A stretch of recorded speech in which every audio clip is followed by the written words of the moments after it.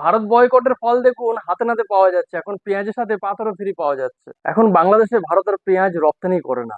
বাংলাদেশের যে পেঁয়াজ আসছে সেগুলো তুর্কি থেকে আসছে, মিশর থেকে আসছে, পাকিস্তান থেকে আসছে আর চায়না থেকে আসছে।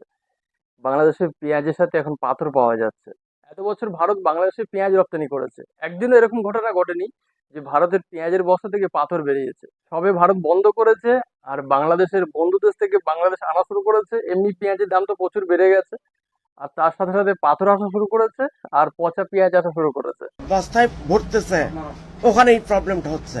এদিকে নানা দেশ থেকে আনা পেঁয়াজে ঝরছে পানি, এতে নষ্ট হয়ে যাচ্ছে শত শত বস্তা পেঁয়াজ।